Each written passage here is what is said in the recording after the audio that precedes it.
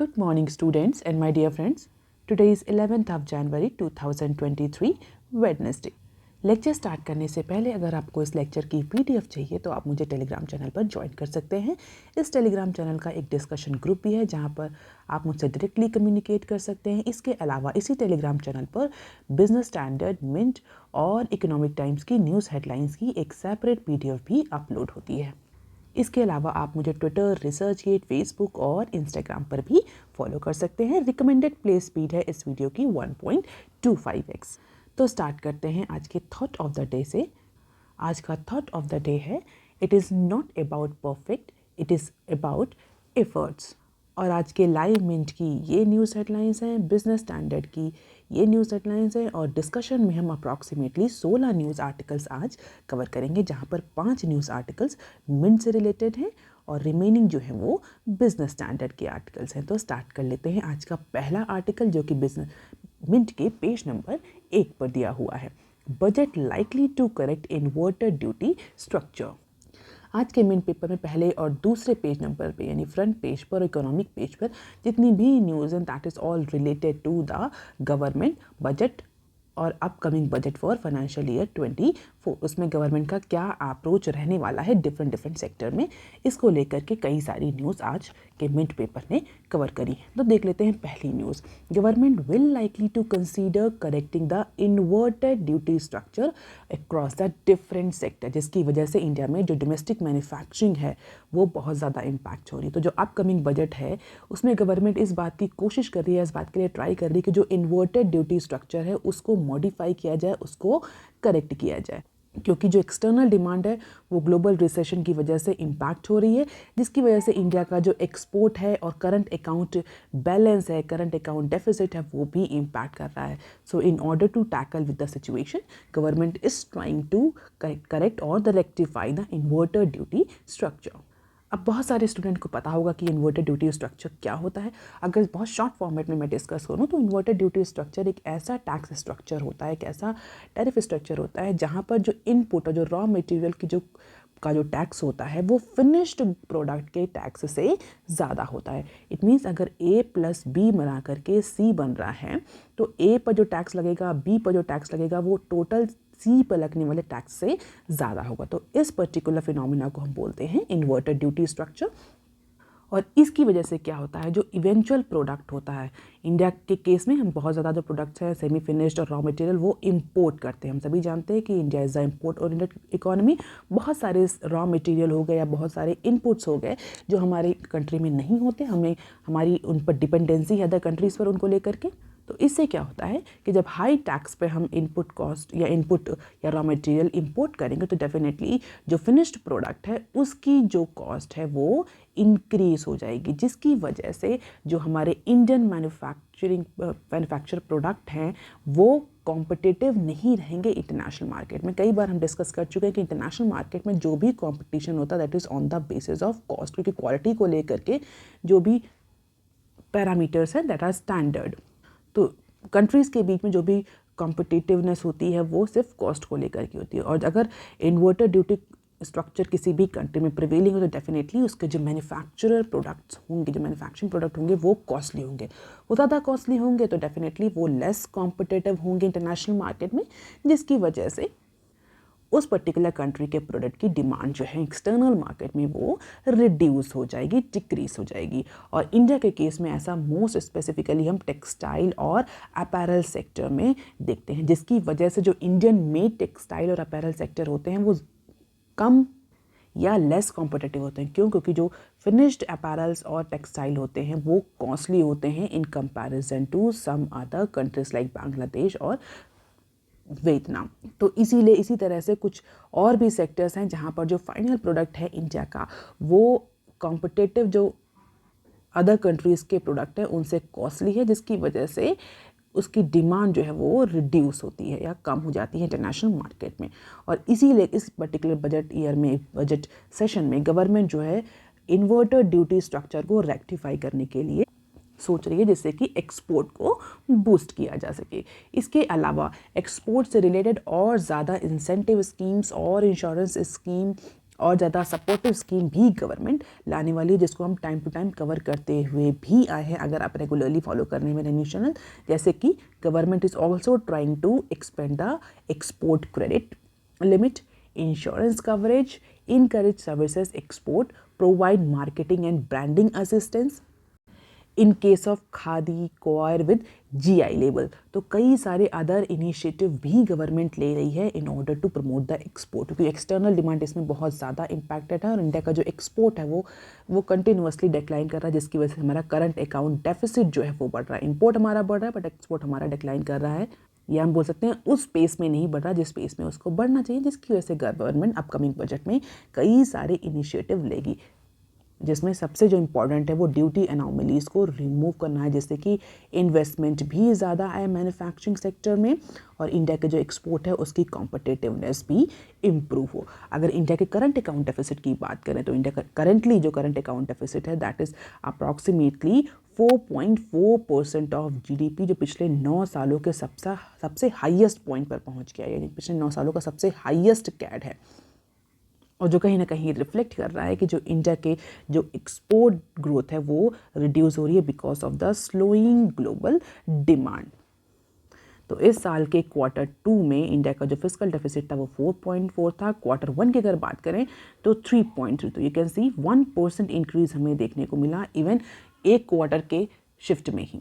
तो it's a very serious situation और government इसमें पूरी तरीके से काम कर रही है, और इसके लिए गवर्नमेंट ने कई सारे stakeholders, export product manufacture सबसे कंसल्ट किया, जहाँ पर जो बिजनेस हैं ऑर्गेनाइजेशंस है उन्होंने aluminium, copper alloy, tubes, sheets, rods, इन सब सेक्टर में जो इन्वर्टर ड्यूटी स्ट्रक्चर के प्रॉब्लम्स हैं, एनॉमलीज है, उनको रिमूव करने की बात करी, उन पर लेकर के अपना कंसर्न रेज किया।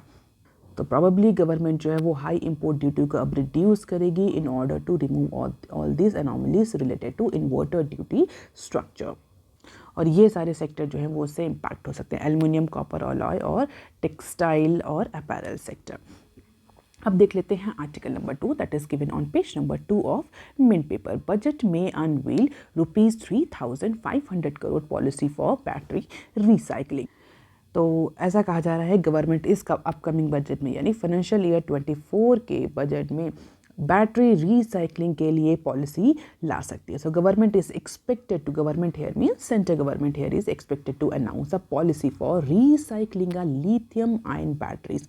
और ये पॉलिसी क्यों ज़रूरी है? क्योंकि गवर्नमेंट का जिस तरीके से इलेक्ट्रिक व्हीकल को लेकर के फोकस है, उस टारगेट को या उस एम्बिशन को अचीव करने के लिए battery manufacturing, battery charging, battery recycling से रिलेटेड जितना भी इंफ्रास्ट्रक्चर है उसको भी प्रमोट करना बहुत ज़रूरी है। और इसीलिए इस अपकमिंग बजट में गवर्नमेंट जो है वो battery, more specifically lithium ion battery के रिसाइकलिंग के लिए एक ह्यूज पॉलिसी अनाउंस करने वाली है। और इस पॉलिसी इनिशिएटिव का फोकस होगा cluster based recycling unit develop करना, जो कि बैटरी मैन्युफैक्चरिंग फैक्ट्रीज और फैसिलिटीज़ के पास में सेटअप हो। और इसके लिए डेफिनेटली गवर्नमेंट जो है वो इंसेंटिव्स भी प्रोवाइड करेगी। और इस स्कीम के लिए गवर्नमेंट अप्रॉक्सीमेटली 3,500 करोड़ का एलोकेशन करेगी फॉर और up to 3 years of time period. ऐसा पीपल जो मैटर में अवेयर हैं उनका ये कहना है। अगर बैटरी रिसाइकलिंग इंडस्ट्री की बात करें तो it's very capital intensive manufacturing sector, जहाँ पर गवर्नमेंट से बहुत ज़्यादा फाइनेंशियल सपोर्ट और लॉजिस्टिक सपोर्ट रिक्वायर होगा प्राइवेट सेक्टर को, अगर गवर्नमेंट ये चाहती है कि प्राइवेट सेक्टर इसमें इन्वेस्ट करे। और इस स्कीम की इम्प्लीमेंटेशन के बाद डेफिनेटली गवर्नमेंट को जो अपने इंटरनेशनल कमिटमेंट्स हैं रिलेटेड टू कार्बन एमिशन वो अचीव करने में भी हेल्प मिलेगा। तो दोनों के ही एडवांटेज हैं इसमें, प्राइवेट सेक्टर के लिए भी, गवर्नमेंट के लिए भी, और इसके अलावा जो कंज्यूमर्स हैं उनके लिए भी। तो अगर इस स्कीम की डिटेल में बात करें तो इस स्कीम को इम्प्लीमेंट करने के लिए गवर्नमेंट जो है, जो इंडियन डेलीगेट्स हैं वो डिफरेंट मेजर बैटरी रिसाइकलर्स जो all around the world's major battery recyclers हैं उनको विजिट करेंगे, उनसे इन्वेस्टमेंट के लिए उनको अप्रोच करेंगे। इसके अलावा स्टेट गवर्नमेंट जो है वो भी इस पर्टिकुलर पॉलिसी इनिशिएटिव में बहुत इंपॉर्टेंट रोल प्ले करिए, क्योंकि सेंटर जो है वो स्टेट गवर्नमेंट को भी ऑन बोर्ड लेगा in order for the selection of clusters and incentives with the state government. और अगर लिथियम आयन बैटरीज की बात करें तो आगे आने वाले कुछ सालों में जो लिथियम आयन बैटरीज हैं इंडिया में वो लार्ज नंबर्स में अवेलेबल होंगी। क्यों? क्योंकि अपकमिंग नेक्स्ट फ्यू ईयर्स में गवर्नमेंट का जो इलेक्ट्रिक मोबिलिटी को लेकर के फोकस है उसकी वजह से इलेक्ट्रिक मोबिलिटी पिकअप करेगा इंडिया में। इसी के साथ साथ डोमेस्टिक जो मैन्युफैक्चरिंग है बैटरीज की वो भी प्रमोट होगी, जिसकी वजह से रिसाइकलिंग जो है वो बहुत इंपॉर्टेंट पार्ट बन जाता है इस पर्टिकुलर इलेक्ट्रिक व्हीकल एम्बिशन को लेकर के। तो फिलहाल के लिए गवर्नमेंट डिपॉजिट रिफंड सिस्टम भी लाने की कोशिश कर रही है, जहां पर गवर्नमेंट जो है वो जो मार्केट प्लेयर्स हैं उनके साथ मिलकर के एक कॉर्पस तैयार करेगी, एक पूल तैयार करेगी फंड का, और उस फंड के पूल के तहत जो कस्टमर्स हैं अगर वो अपनी बैटरीज रिटर्न करते हैं तो उनको उस फंड से, उस कॉर्पस से रिफंड किया जाएगा। तो काफ़ी एम्बिशियस स्कीम है 3,500 करोड़ की, जहां पर कई सारे की पॉइंट्स भी हैं। अभी फ़िलहाल के लिए स्टेक होल्डर्स जो हैं major battery recycler, state government, central government और बहुत सारे जो बिजनेस इन्वेस्टर्स हैं उनसे गवर्नमेंट नेगोशिएट कर रही है। अब देख लेते हैं article number 3 that is given on page number 2 of Mint paper. Government may cut subsidies to shrink deficit. कोविड-19 के बाद से जो इंडिया में फिस्कल डेफिसिट है वो कंटिन्यूसली हमें इंक्रीज़ होता हुआ देखा, क्योंकि एक्सपर्ट जो इकोनॉमिस्ट हैं उनका भी यही कहना है कि गवर्नमेंट को अपना एक्सपेंडिचर इंक्रीज़ करना चाहिए अगर गवर्नमेंट ये चाहती है कि पैंडेमिक के बाद इंडियन इकोनॉमी जो है वो प्रॉपर्ली रिकवर करे। और गवर्नमेंट ने ऐसा किया भी, बहुत सारे एरियाज़ में एक्सपेंडिचर इंक्रीज़ किया गया, सब्सिडी जो है वो बढ़ा दी गई थी, मोर स्पेसिफिकली फूड और फर्टिलाइज़र और फ्यूल के केस में, जिसकी वजह से डेफिनेटली जो फिस्कल डेफिसिट है वो गवर्नमेंट का बढ़ रहा है। फिस्कल डेफिसिट क्या होता है हम सभी जानते हैं, it is a difference between revenue and expenditure. जब हमारे रेवेन्यू से ज़्यादा हमारा एक्सपेंडिचर होता है तो हमारा फिस्कल डेफिसिट जो होता है वो माइनस में चला जाता है, हम डेफिसिट की सिचुएशन में आते हैं, माइनस में होते हैं। और जब हमारा रेवेन्यू ज़्यादा होता है, हमारा एक्सपेंडिचर कम होता है तो हम फिस्कल सरप्लस की सिचुएशन में होते हैं। और हालांकि FRBM एक्ट की अगर हम बात करें तो FRBM एक्ट के तहत गवर्नमेंट को ये मैंडेटरली 3% से कम रखना चाहिए फिस्कल डेफिसिट, 3% ऑफ GDP। लेकिन पैंडेमिक की वजह से गवर्नमेंट ने एस्केप क्लॉज इन्वोक किया था, जिसकी वजह से ये जो 6% से ऊपर भी इस समय फिस्कल डेफिसिट जा रहा है। इसके अंदर एक एस्केप क्लॉज भी है, जहां पर गवर्नमेंट को अगर ऐसा लगता है कि कुछ नॉर्मल सिचुएशंस नहीं है, एबनॉर्मल सिचुएशंस डेवलप हो रही हैं, war like situation, contingencies develop हो रही हैं, तो उस समय गवर्नमेंट ये टारगेट जो 3% का है ये ब्रीच कर सकती है अंडर FRBM एक्ट।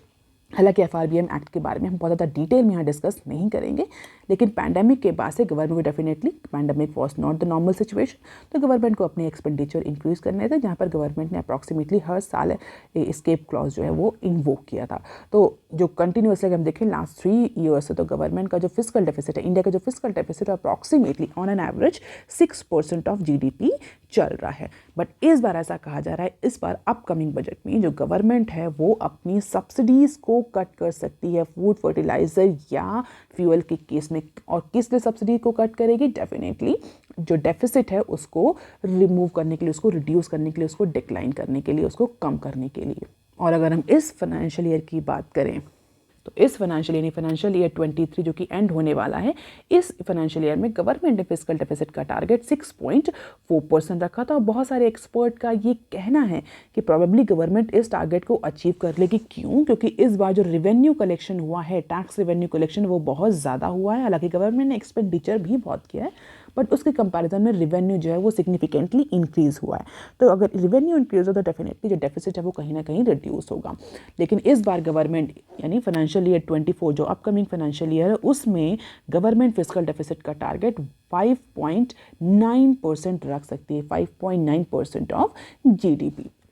और इसके लिए गवर्नमेंट जो है जो फुली फंडेड जो सब्सिडी है उसमें कट करेगी, ऐसा मानना है गोल्डमैन शेयर्स का। ऐसा कोई गवर्नमेंट की रिपोर्ट नहीं आई है, गवर्नमेंट ने कुछ ऐसा नहीं बोला है, बट गोल्डमैन शेयर्स ने अपनी एक रिपोर्ट पब्लिश करी है, फिस्कल आउटलुक। उसमें गवर्नमेंट ने इंडिया के बारे में ये, गोल्डमैन शेयर्स ने इंडिया के बारे में ये प्रोजेक्शन किया है।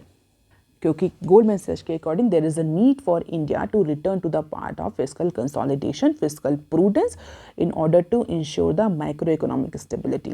और जिस तरीके से गवर्नमेंट की बोरोइंग चलनी, डेफिनेटली अगर फिस्कल डेफिसिट है तो इसका मतलब क्या है? गवर्नमेंट के पास रेवेन्यू नहीं है, बट गवर्नमेंट एक्सपेंडिचर कर रही है। और एक्सपेंडिचर को करने के लिए गवर्नमेंट क्या कर रही है? गवर्नमेंट लोन ले रही है, बोरोइंग कर रही है, चाहे वो इंटरनल बोरोइंग हो चाहे वो एक्सटर्नल बोरोइंग हो।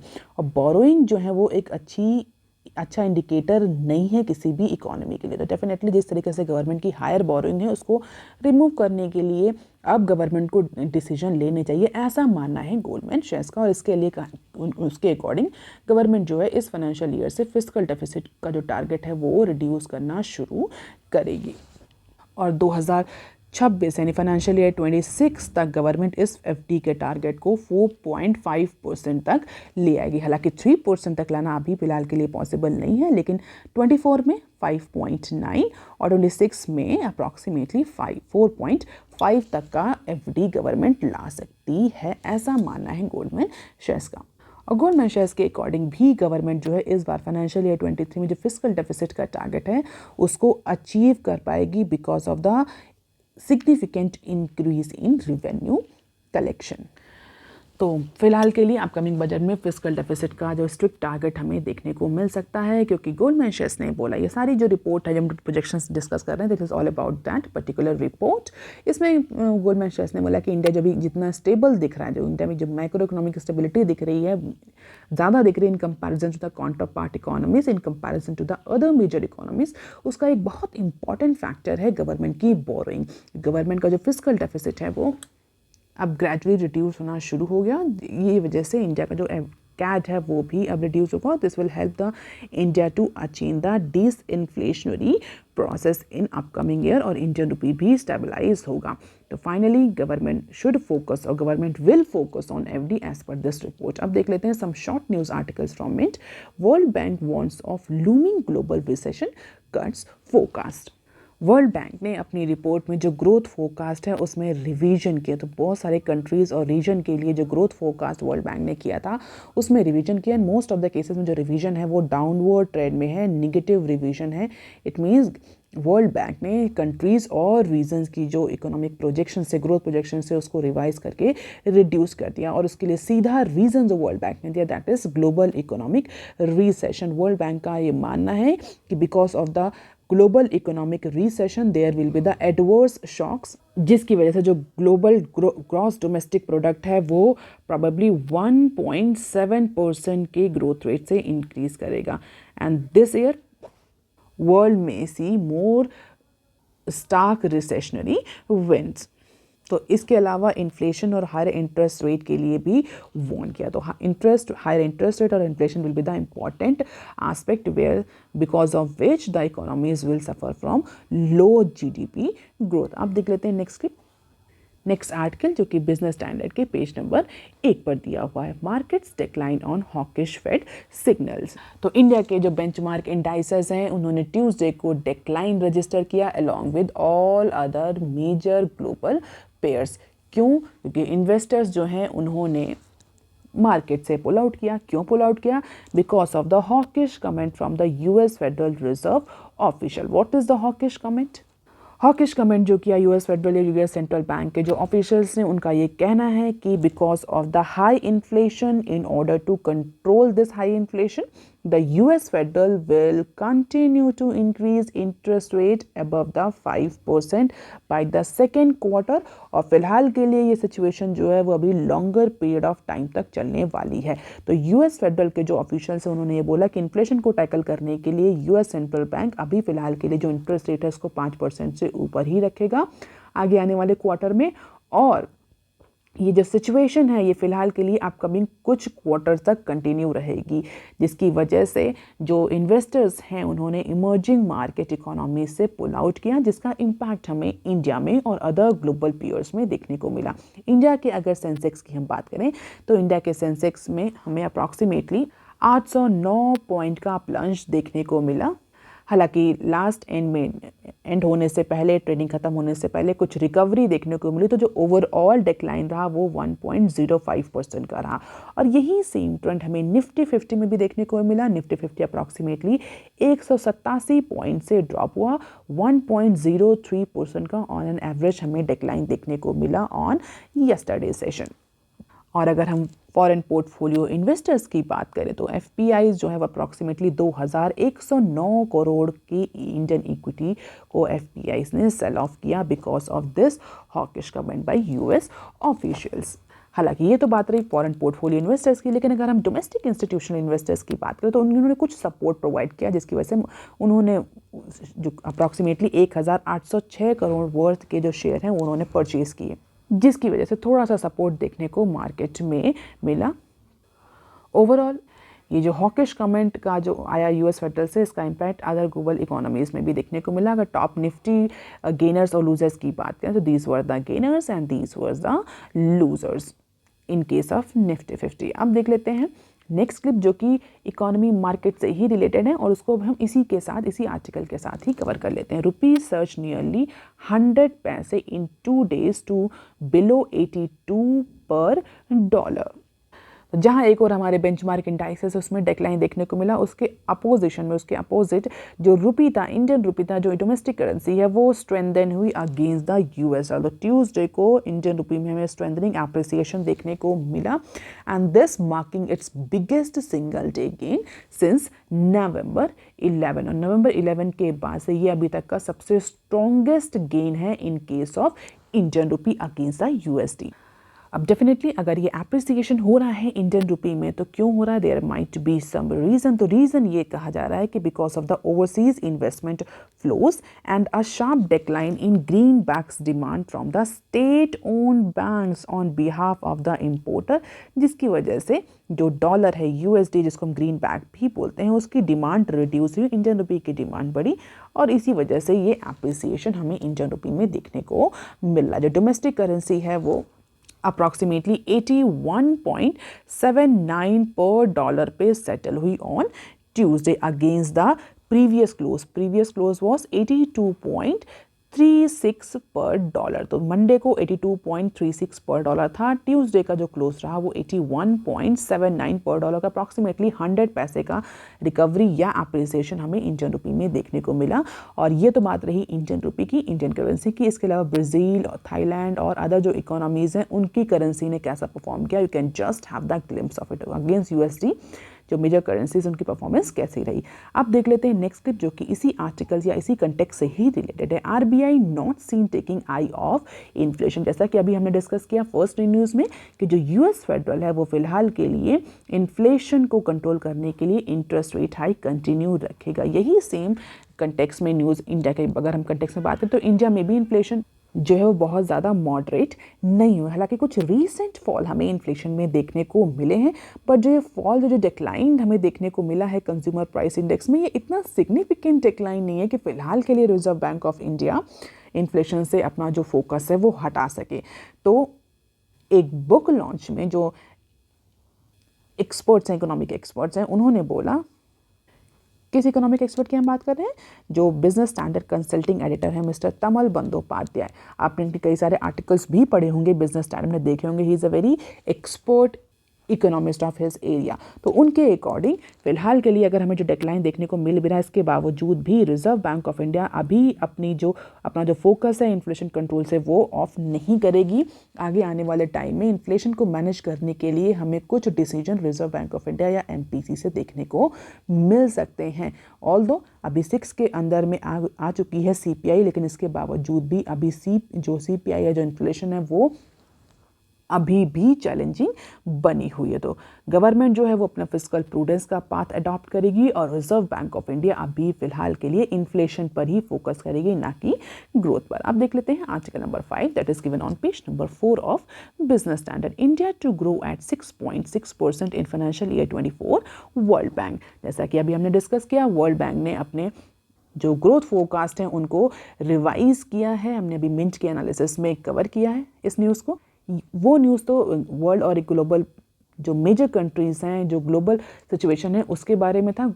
यहाँ पर जो न्यूज़ है that is more specifically related to India, Indian context में कैसा रहेगा अपकमिंग फाइनेंशियल ईयर। इस कंटेक्स्ट में इस न्यूज़ को बिजनेस स्टैंडर्ड ने कवर किया है। तो अब देख लेते हैं वर्ल्ड बैंक ने इंडिया के बारे में क्या प्रोजेक्शन किया। वर्ल्ड बैंक ने जो ट्यूसडे को रिपोर्ट पब्लिश करी, उस रिपोर्ट में इंडिया के बारे में ये प्रोजेक्शन किया कि इंडिया की जो ग्रोथ है, जीडीपी ग्रोथ है, वो फाइनेंशियल ईयर 24 वो रोबस्ट रहेगी, अप्रॉक्सीमेटली 6.6% का ग्रोथ रेट हमें जीडीपी ग्रोथ रेट इंडिया के केस में देखने को मिलेगा। हालांकि इस साल यानी फाइनेंशियल ईयर 23 के कंपैरिजन में कुछ डिक्लाइन तो है। फाइनेंशियल ईयर 23 में जो वर्ल्ड बैंक के अकॉर्डिंग जो इंडियन इकोनॉमी वो 6.9% से ग्रो कर रही है, थोड़ा सा रिडक्शन देखने को मिलेगा, but in comparison to the other economy India की जो ग्रोथ है फोरकास्ट है वो ज़्यादा रोबस्ट है। तो Asia third largest economy may see limited spillover because of the global slowdown in comparison to the other economies।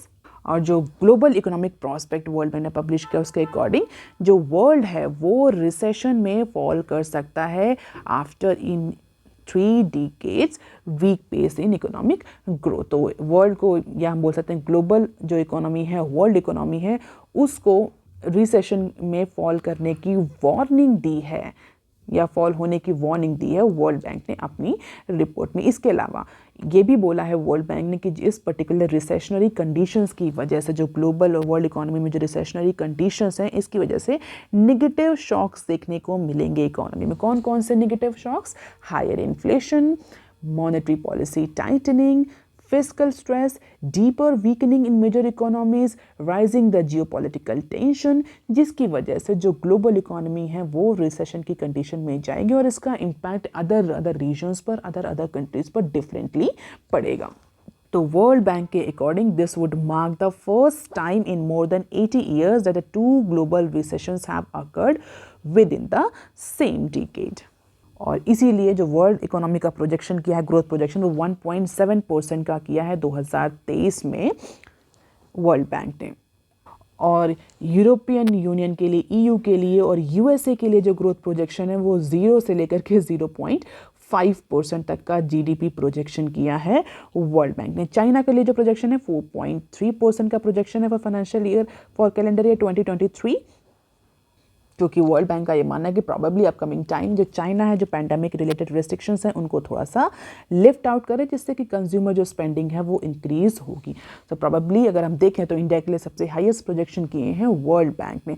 So this is the projection by World Bank for financial year 22, 23, 24 and 25। India, China, US, Eurozone and world as a whole. You can just have the glimpse of it. सबसे जो strong projection है वो India के बारे में ही है in comparison to the other major economies. अब देख लेते हैं नेक्स्ट क्लिप जो कि इसी आर्टिकल में हम कवर करेंगे, जहां पर गोल्डमैन शेयर्स ने अपनी रिपोर्ट में इंडिया के फिस्कल डेफिसिट के बारे में प्रोजेक्शन किया और हमने इसको अभी मिंट की एनालिसिस में कवर किया है। हालांकि बिजनेस स्टैंडर्ड ने भी कवर किया, तो हम इसका जो शॉर्ट क्लिप में देख लेते हैं। बिजनेस स्टैंडर्ड के अकॉर्डिंग गोल्डमैन शेयर्स ने अपनी रिपोर्ट में बताया है कि इंडिया का जो फिस्कल डेफिसिट है वो अप्रॉक्सीमेटली 5.9% तक रह सकता है। और ये रहा फिस्कल डेफिसिट का ईयर बाई ईयर पैटर्न 2020 से लेकर के 2024 तक का प्रोजेक्शन जो है वो गोल्डमैन शेयर्स ने किया है। तो central bank is likely to consolidate its fiscal deficit by 50 basis point in upcoming year financial year, that is financial year 24। हम देख लेते हैं article number 6 that is given on page number 6 of business standard. Desh bill lockdown में force cabinet secretary to step इन।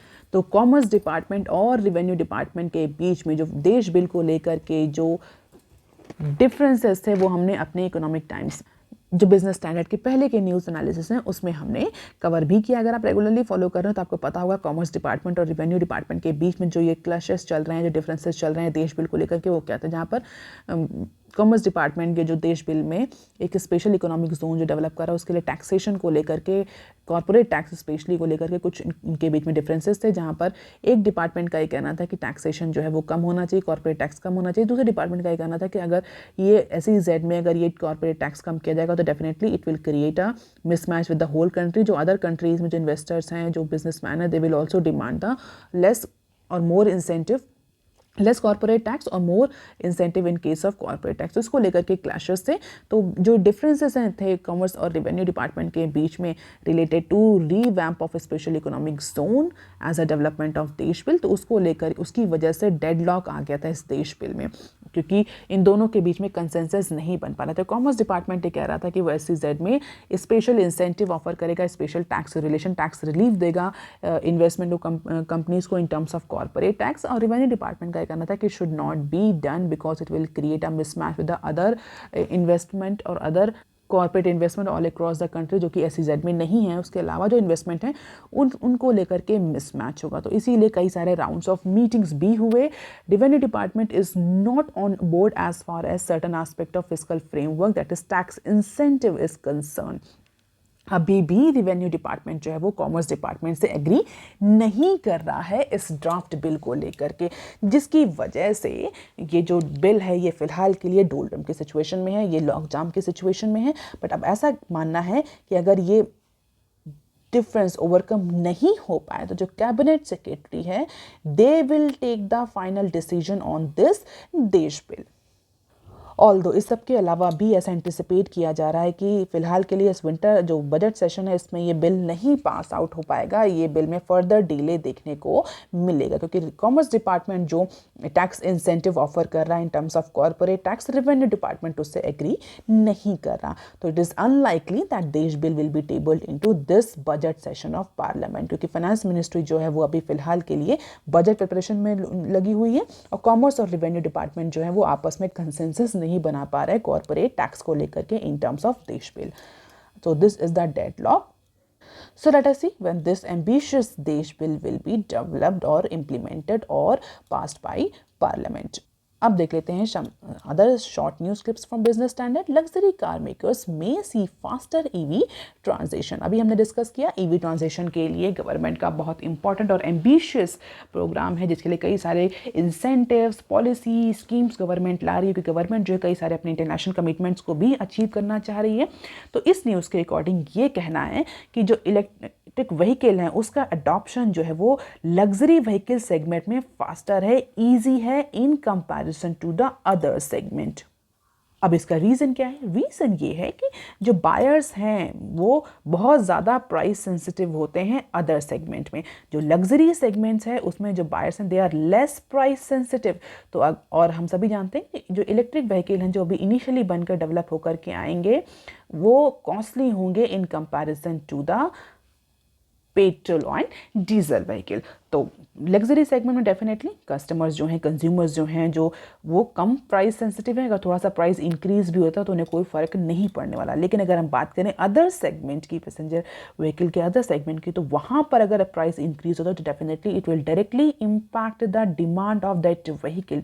इसीलिए जो company है उनका ये मानना है कि लग्जरी कार सेगमेंट में इलेक्ट्रिक व्हीकल का अडॉप्शन या ट्रांजिशन ज़्यादा आसान है। अब देख लेते हैं next clip. CCI order puts Android user privacy at risk, Google to Supreme Court. तो CCI और गूगल के बीच में जो टसल चल रहा था उसको लेकर के NCLAT ने CCI के फेवर में जजमेंट दिया था, जिसके बाद ये हम एंटिसिपेट भी कर रहे थे कि प्रोबेबली जो गूगल है वो सुप्रीम कोर्ट जा सकता है, एपेक्स कोर्ट जा सकता है NCLAT के इस डिसीजन के अगेंस्ट में।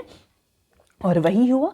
गूगल इंडिया जो है वो सुप्रीम कोर्ट में उसने अपील करी है CCI और NCLAT के ऑर्डर के अगेंस्ट में, जहां पर गूगल इंडिया ने सुप्रीम कोर्ट को बताया है कि जो CCI का ऑर्डर है that is against is undermine user safety and privacy for Android user. तो कहीं ना कहीं एंड्रॉयड यूजर्स की जो प्राइवेसी है वो इम्पैक्ट करेगी CCI के ऑर्डर की वजह से, ऐसा गूगल का कहना। तो गूगल ने अप्रॉक्सीमेटली 740 पेज की अपील जो है वो फाइल करी है सुप्रीम कोर्ट में against the National Company Law Appellate Tribunal refusals to grant an interim stay और against the order of CCI. So let us see what Supreme Court will take on this.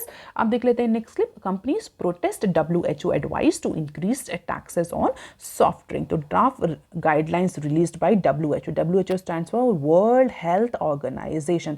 World Health Organization ने कुछ हफ्ते पहले एक draft guideline release करी थी, जहां पर WHO ने गवर्नमेंट को बोला था कि ऐसे सॉफ्ट ड्रिंक्स, ऐसे बेवरेजेस जो कि हेल्दी नहीं हैं, इस रेंज के जितने भी बेवरेजेस हैं उनके कंजप्शन को रिड्यूस करने के लिए, डिस्करेज करने के लिए और हेल्दी डाइट को प्रमोट करने के लिए जो गवर्नमेंट है वो इस तरह के बेवरेजेस पर, इस तरह की सॉफ्ट ड्रिंक पर ज़्यादा से ज़्यादा टैक्स इम्पोज करे। टैक्स इम्पोज करेंगे तो क्या होगा? टैक्स इम्पोज करेंगे तो प्राइस बढ़ेगा उस पर्टिकुलर बेवरेज का, उस अनहेल्दी ड्रिंक का, जिसकी वजह से उसका जो कंजप्शन है, उसकी जो डिमांड है वो डिस्करेज होगी। ऐसा मानना है WHO का। तो WHO ने एक गाइडलाइंस, ड्राफ्ट गाइडलाइंस रिलीज करी थी, जहाँ पर गवर्नमेंट को डायरेक्शन दिए गए थे कि टैक्स इंड्यूस्ड प्राइसिंग इंक्रीज किया जाए इन सारे बेवरेजेस में in order to promote the healthy diet.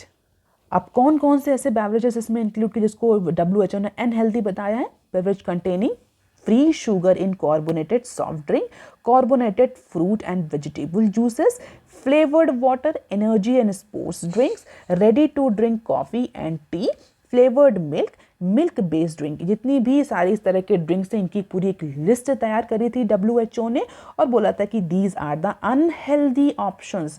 और हेल्दी ऑप्शंस को प्रमोट करने के लिए गवर्नमेंट क्या करे, जो ऐसे हेल्दी ऑप्शंस हैं उन पर टैक्स कम लगाते हैं और जो अनहेल्दी ऑप्शंस हैं उन पर ज़्यादा टैक्स लगा, जिसकी वजह से अनहेल्दी जो बेवरेजेस हैं उनका कंजप्शन डिस्करेज हो। उसी को लेकर के जो कंपनीज हैं, ऐसी कंपनीज डेफिनेटली जो कंपनीज जिस तरह के प्रोडक्ट्स बना रही हैं अनहेल्दी, वो अब ऑन बोर्ड आ गई है। उन्होंने WHO की एडवाइस के अगेंस्ट प्रोटेस्ट शुरू कर दिया है। उन्होंने बोला है कि इस तरह के किसी भी डिसीजन को, किसी भी रिकमेंडेशन को गवर्नमेंट फॉलो ना करे। अप्रॉक्सीमेटली 10% का टैक्स इंक्रीज रिकमेंड किया था WHO ने इन सारी अनहेल्दी ड्रिंक्स पर।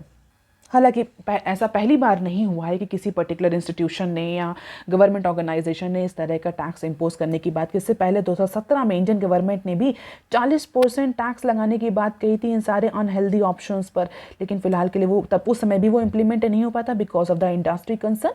और इस बार भी जो कंपनीज हैं they are protesting against this WHO advice. Let us see कि what decision government will take.